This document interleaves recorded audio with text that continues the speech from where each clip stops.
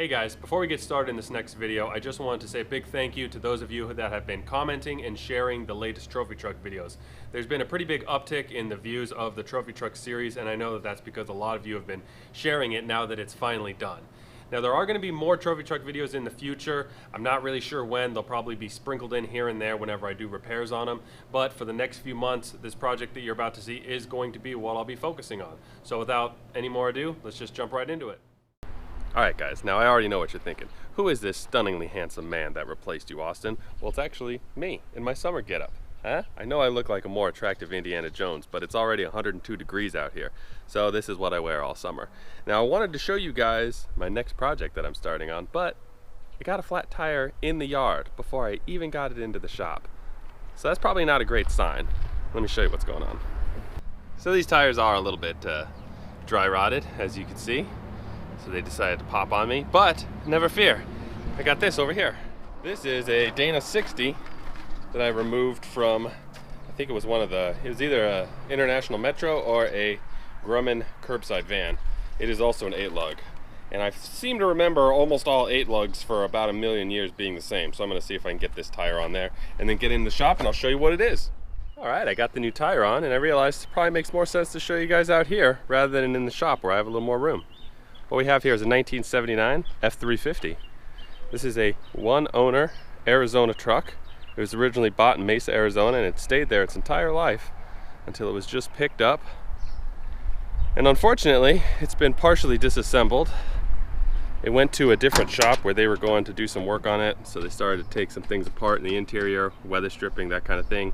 The engine and transmission, transfer case have all been pulled. I'll show you those in the shop. But what I'm going to be doing to this is kind of what I would consider a light Resto-mod, where a lot of the guts are going to stay the same, keeping with the originality of it, but the things that should be improved will be improved. Like the fuel system is going to be improved, perhaps the brakes, it will be getting a lift, better tires, that kind of thing. Let me get in the shop and I'll go over it.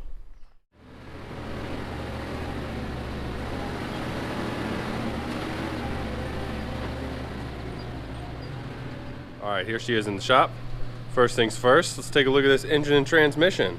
What we have here is a 400 cubic inch American Beauty. And then for the transfer case here, I believe this is an NP203 gear driven transfer case. This is the front drive shaft. You can see the double cardan joint in the front and then the slip shaft in the middle. Here is the transmission over here. This is a Ford C6. Pretty bulletproof, but sadly only 3 speeds. And then here's my box of bolts that I was given along with some of the other goodies. Let me show you what it looks like under the hood. All right, here's how it's looking under the hood. You can see it is pretty much bone stock. I mean, the exhaust has never even been cut or mangled. There's nothing that's really been done to it. It is originally an air condition equipped vehicle, which is pretty cool. The only sticker that's damaged is this one right here, which gave some of the emissions information for the engine. Still have the vacuum diagram there.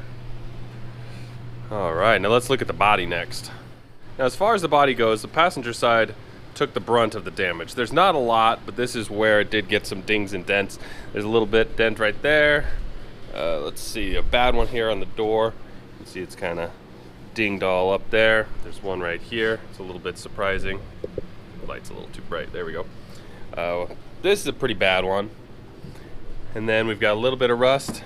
Not too bad, nothing poking through. And then in the rear, you got another little ding right here. Now the only touch up for paint, as far as I can tell, obviously there should be a scrape here. Somebody has sprayed it. It's a real light. I don't know how they did it, if they just got like one of those duplicolors or something back in the day, something that matched up. Again, right here, you can tell this has been painted. Obviously that would have been all scraped up. We haven't decided exactly what we're gonna do. Our two choices are to either pull out the damage as carefully as possible and then polish everything, give it a real sharp polish, and then keep its originality with the little blemishes that just kind of occur.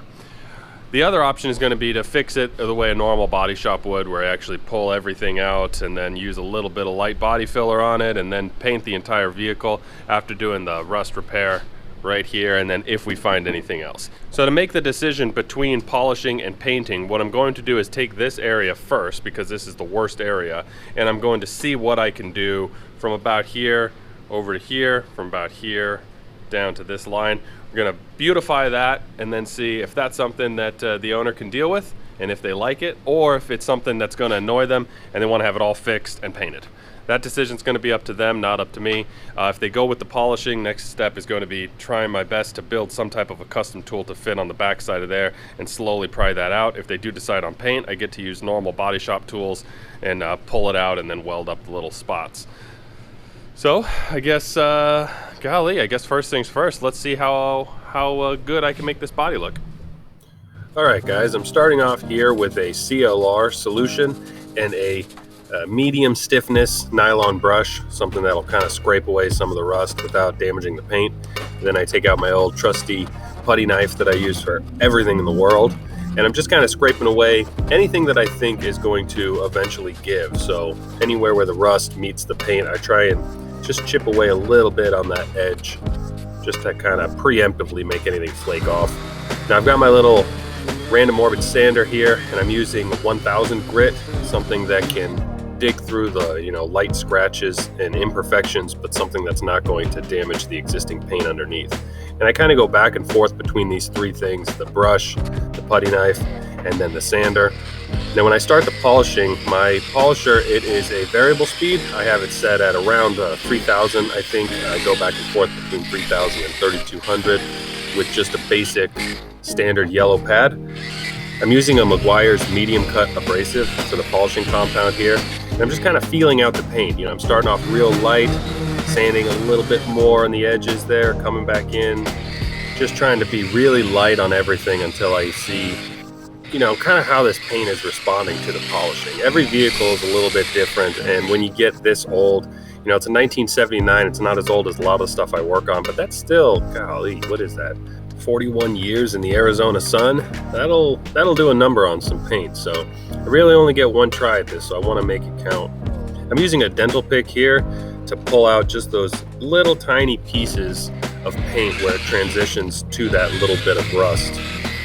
Now this is not going to be the final polishing for this section. Really, this is just so that I've got an idea on how much this paint can be brought back to life, so that I can then pass it on to the owner and see if he approves it, or if he wants it stripped down and painted.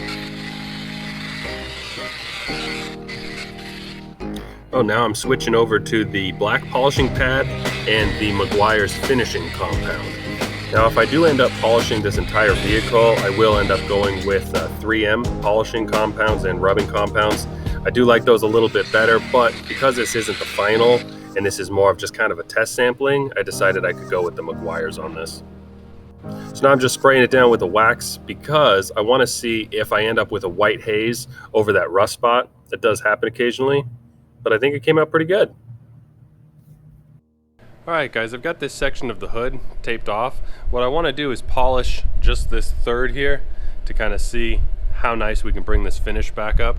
I picked this side here because there's a little bit of damage that's been covered up with a touch-up paint that didn't quite match, and so I want to see, what I'm expecting is the buffing wheel will actually pull all of this fresh paint off there, and then I'll be able to polish that little ridge and see what she looks like. So let's give it a shot. Now the process for polishing this hood is pretty much the same as doing that side portion over there.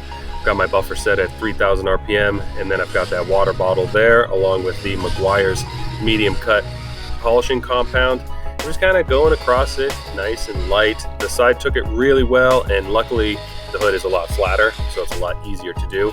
Once I get up to this portion here that has that scratch in it, I'm digging in a little bit deeper with the rubbing compound, and it just wasn't taking up that touch-up paint. So I decided I would have to sand it down. So I start off dry sanding it here with the 1000 grit on my little sander, and then I go in after with my water bottle and I wet sand it. And I think there I'm either at 1000 or 1500. I ended up going up to just 1500 because I just wanted to see what it would look like. If I end up doing the whole vehicle, I'll take down those little imperfections to usually 2000 and then 2500 and then 3000, just to make sure that we have as few little scratches in this paint as possible. I spent a little bit of extra time on the front here just because that's where the rock chips developed from 41 years of service, but it was coming out really nice.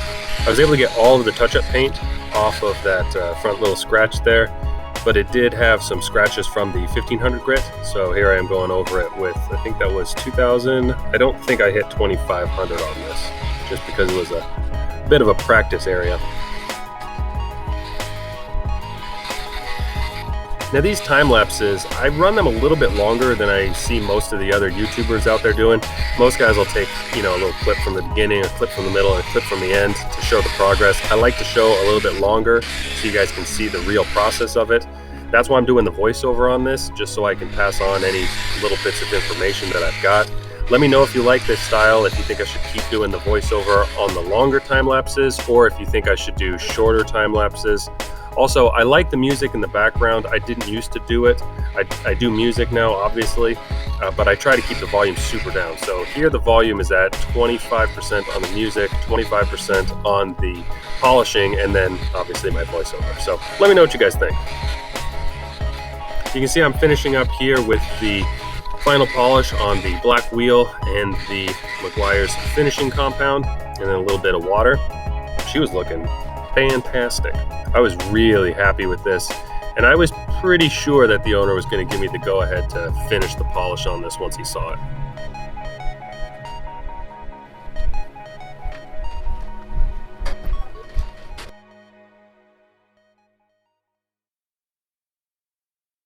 Guys, I've got some great news. I had the owner over today to take a look at that bit that I polished, and he loved it. So we decided we do not need to paint this, we are going to polish it. Let me show you why I'm so excited about that. So you see this little portion here? If I get the light right in it, you can kind of see this scratch. Now this had that terrible touch-up on it. Now that touch-up looked exactly like this touch-up. So you see this nice long scratch in the side, and then there's another touch-up right here. And this is what we were most concerned about, but now we know that we can wet sand right through it, bring it back down to that natural finish, and then polish it. And the only thing that shows up as being repaired is that you can tell on the inside of these little scratches and cracks, you can see a little bit of that original touch-up paint. So he's happy with how it turned out. You could see the gloss finish, you know, as you transition right to this original section there. It's pretty dramatic. Right here you can see right where that line is. This is where it was polished and not polished. So I'm really excited about this. Now let me show you what's going to be done body-wise and why I'm so excited about this. Got a little Lego table going on over here. Now, what you see on the bottom of the door, you see that little bit of damage, of course. We've got that little bit of rusty area that I showed you. He was totally fine with this because this does have a good polish over it. And I peeled away to get to, you know, the outer portion where any of the paint that was going to flake off would flake off, and then it has a whole layer of polish over it. So although this is rusty, it is protected with polish. You're going to need to keep polishing it, but you're going to need to keep polishing the whole vehicle anyways. Now this damage that we've got right here, this is going to be really interesting to repair. What I wanted to do is I wanted to do exactly what I get to do, which is work really hard at preserving the natural finish. So I'm going to have to go in from the inside, probably make a tool out of either metal or wood or a combination of both, and then slowly pry that out. And I'll do that while applying a little bit of heat to the outside so that it doesn't damage the paint. As long as you can keep that paint warm, not hot, but warm, it'll stay flexible. Then we've got the same issue over here on this door. This is going to be more complicated because it's at the very bottom. And so I'm going to have to sneak in here and try and, you know, weasel that little bit of damage out of the bottom. It's going to be difficult, but the problem with fixing it the way body shops fix it, where they pull it all out, weld it back up and bond to it, is that it just doesn't have any character. So we're going to get to preserve all the character on this vehicle. We're going to get to pull the damage out, but it'll still be noticeable, which is my favorite kind of build. I'm just super excited about this. Let me show you what's going on over here with the motor, transmission, and all that. All right, let's take a look at this beautiful old heavy engine. Now, it was running when it was removed, but I'm unsure of the internal condition of it. So we've got $3,000 allotted to go into this engine to update it. And what I'm going to do is I'm going to do a Phytech fuel injection unit on top. I'm going to do an aluminum intake manifold, and then I'm going to keep the heads as is right now. It has 120,000 miles on it. As long as everything inside is looking good, I just don't see a reason to dig into that. Now, the one thing I will say is that the valve seals will more than likely be on their way out, and so it'll probably smoke a little bit. If we find that it's not you know, a tolerable amount, then we're going to pull the heads off and do a complete head job and then put it back together. Now, of course, there could be issues on the lower end. We'll just have to cross that bridge when we get there. I'm going to take the whole front assembly off because we're ditching the air pump and we're swapping out a different style air compressor. Now, I'm going to go with the vintage air on this. Most of you guys know we are in Phoenix, Arizona. It gets to be 120 degrees in the middle of summer, and this is a relatively large cab, so we will need to cool down a large portion of it. Now, vintage air does not make a sure fit series for this where everything goes into the factory locations. So what I'm going to do is I'm going to use a Gen 4 builder's kit. So it's going to take some work to make everything fit properly and look nice and clean. But as far as we're concerned on the motor, that just means that we're going to be getting a new compressor, and I don't know where I'm going to put it. So basically I'm going to pull everything off, ditch the air pump, ditch this compressor. We're keeping, of course, the power steering, alternator, water pump. Those are all necessary. And then I'm going to figure out where I'm going to put everything. While we've got everything off, I get to do a timing chain, and that's where we'll see really what this motor's looking like as far as age, because it's got 22,000 indicated miles, but we think that that's 122. And that timing chain will tell us the miles on this, because if it's super tight, it's possible this is 22,000 miles. If it is loosey-goosey, now we're looking at the 122 like we're expecting. Also, when we take this intake manifold off, we're going to get to see inside the heads. We're going to get to take a look at the valves. It's going to be just so much fun, so fascinating. I cannot wait to dig into this motor. Now, this transmission, we've got between $2,000 and $3,000 expected to go into this transmission. A lot of that is going to go into an upgraded torque converter, which is really where we're going to get the biggest benefit from this. It's a 3-speed C6, very simple, very strong internally, not a lot going on, so we're just going to rebuild everything that's going on inside. The transfer case, everything about it seems fantastic. We're just going to clean it up, pressure wash it, steam clean it, paint the outside, and then reseal it and put in new fluid. We'll be good to go there. For the axles, both of these axles look like they're in fantastic shape, so I'm just going to do the same thing. Once they're off the vehicle, steam clean them, we'll paint them, change out all the fluids, and then I'm probably going to take apart these hub locks and then you know, grease them. They're kind of interesting inside. There's a nice little spring mechanism and a couple of gears, so that will be fun to show you guys. Gosh, I'm just so excited about everything. It is so rare to be in a position where I get to do everything on the truck exactly as I want to do it. Usually the owners will want something to be a little bit different, and that's fine. Everyone has their own little style, but basically everything I suggested on this, the owner was happy with. So that's just, it's basically unheard of. The other thing is, this is my only project right now. The trophy truck it's not done. It's gonna need a little bits here and there, but the project itself is basically done. So that means that it's going to be nothing but this truck just bing, bang, boom, knocking out this whole thing just as fast as possible. So I guess I better just get to work. I don't know what I'm going to start with first.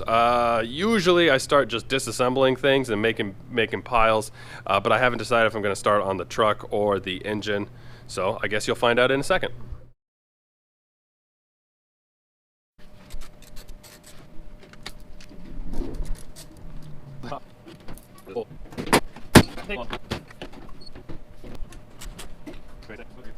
And everybody, if you don't know how to fix cars, just go on the Amazing Papa Shows.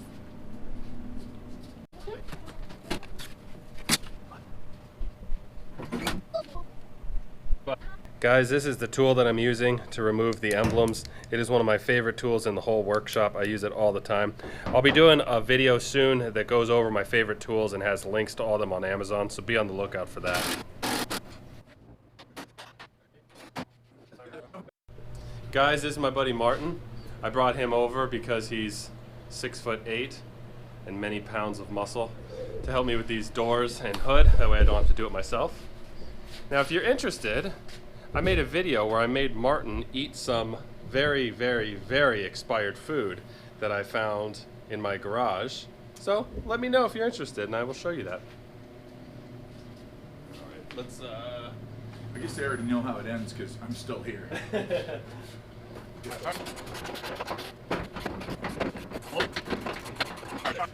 Not too bad.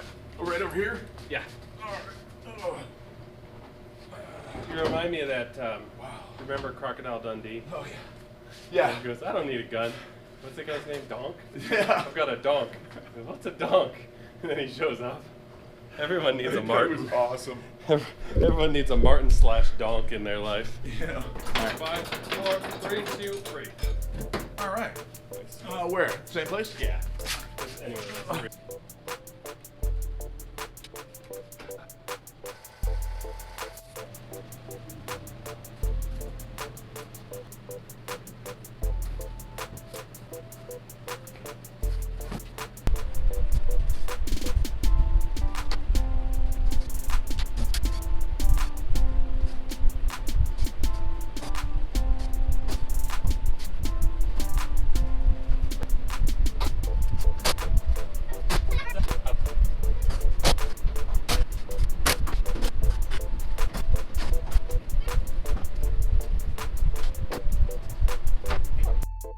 Alright, let me show you guys a couple things. First of all, I was hoping that there would be some type of a hole here. A lot of times that happens, kind of like this one, so that I could get down at the bottom on this side and get to that dent. The other thing is, look at this drip. I don't know if you can see, let me turn down the light a little. This is a good one. I mean, it's got to be factory, but I just thought that was interesting. Alright guys, that's going to be it for this video. Next week is probably going to be the engine. That's what I'm really looking forward to just digging into.